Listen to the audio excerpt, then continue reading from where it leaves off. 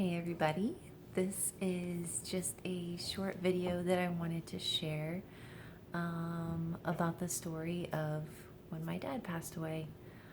So as most of you know, my dad passed away on April 10th this year. He was in hospice for 5 or 6 days before he passed. Sorry. He had cancer for, 3 years, I think, at least, maybe 4 even. Maybe even 4, yeah. It started as prostate cancer and then it spread.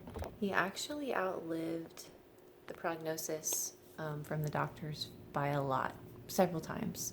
So we knew that it was coming, and it really kind of got pretty bad at the very end there.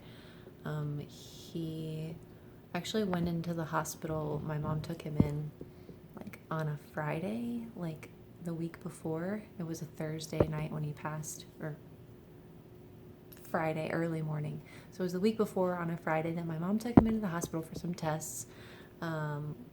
We expected he was going to come home. I expected they were going to be back in like an hour or 2 hours.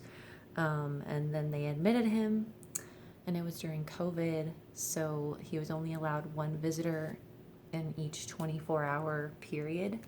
And so I wasn't going to visit him while he was in the hospital because I would have only been able to go for like short times each day, and my mom was able to stay with him longer. So she went on those days he was in the hospital, and then they quickly moved him into hospice after that because he was just deteriorating.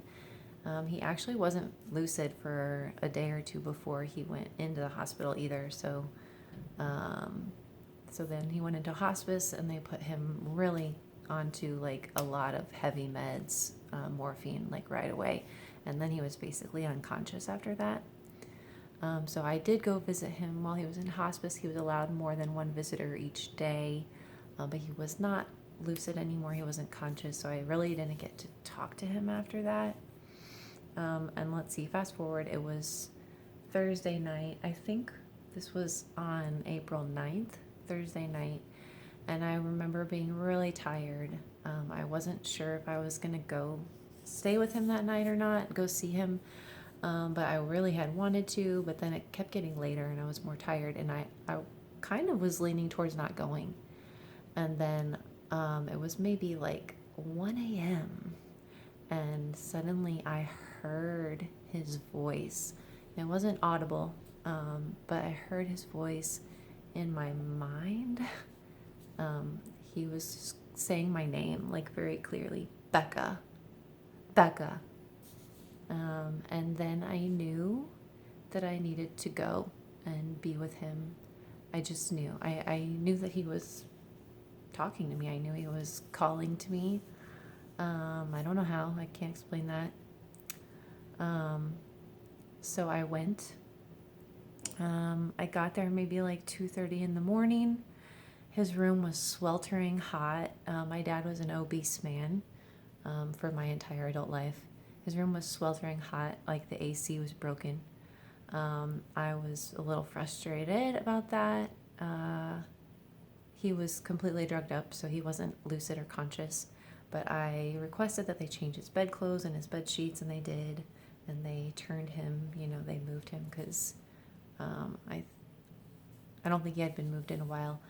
And I took a cold rag, and I was just like pressing it on him, trying to cool him down. And I was talking to him. I was playing his favorite music. He loved oldies and he loved gospel music. And he sang in like a barbershop quartet and lots of stuff like that. So I was playing some music that he really loved, and I was just talking to him quietly, like saying like, Dad, it's okay. You can go whenever you need to go, whenever you're ready. It's okay. We will be okay. I promise.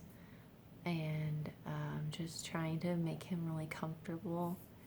And then I fell asleep in the room shortly after that, like I don't remember what time.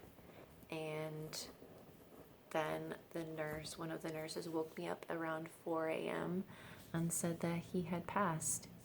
And it was pretty sad, but I was really glad that I went, and I was glad that I was there with him and that he wasn't alone, especially after hearing him call to me like that. I would have been really sad if I had not gone.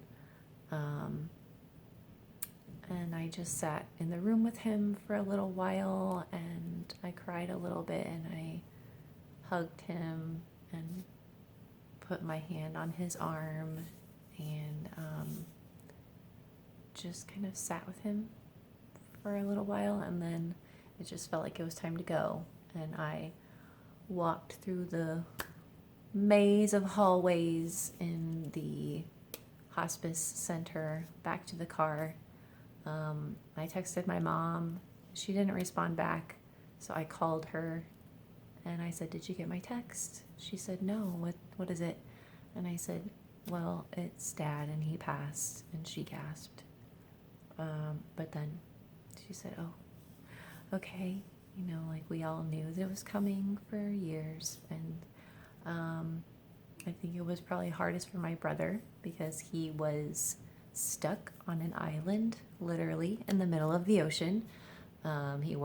He does like contracting work for the army, actually. And he was out there doing some of that, and he could not get back. Like, there was no planes coming back to the States. So he was stuck out there, and I think he was really sad about that. But I texted him and told him, and then I came home. And I just wanted to share that story with you all. Thank you for listening. Merry Christmas.